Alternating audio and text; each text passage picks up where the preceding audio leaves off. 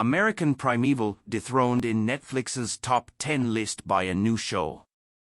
As you may have realized by now, I am always tracking what series is at the top of the charts on Netflix, and now I think we're seeing a whole new era of this emerge. The WWE Monday Night RAW era. After sitting on top of the Netflix top 10 list for a while, American Primeval, the limited series starring Taylor Kitsch, is now down to number 2 thanks to the arrival of Monday Night RAW on, well, Monday night.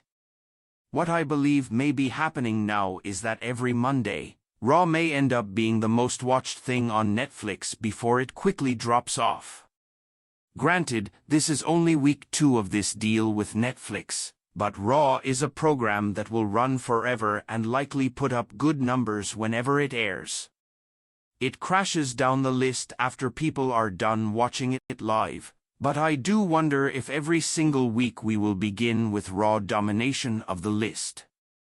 As for American Primeval, the show had mixed reviews with a barely fresh 61% score from critics on Rotten Tomatoes, but audiences are much more into it with a great 87% score on their end. Given that this is a limited series, it will be ending now. Probably. Maybe.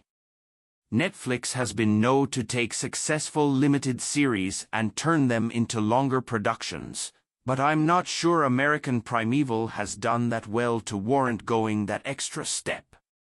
It's not impossible, I just don't think it's all that likely in this case. It is not based on a book, so maybe they could invent more stories in this vein, but we'll see. The rest of the list has Squid Game at number 4 for Season 2. It was putting up record viewership numbers last we checked, but the question remains of whether it can keep up that pace to surpass Squid Game Season 1 as the most watched series in Netflix history. It's a tall order, and it must not trail off in order to that. We are 3 weeks after release and it's still number 4, however, so that's a good indicator it continues to do well. AMC has finally added The Walking Dead, The Ones Who Live to Netflix, the Rick and Michonne series that is meant to be an end to their story. Probably. Maybe.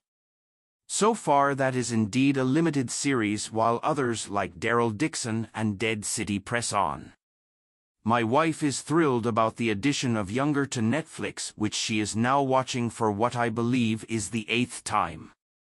Not exaggerating. I was into wrestling when I was younger, but I just don't have the time to watch 3 hours of RAW a week at this point, but I'm glad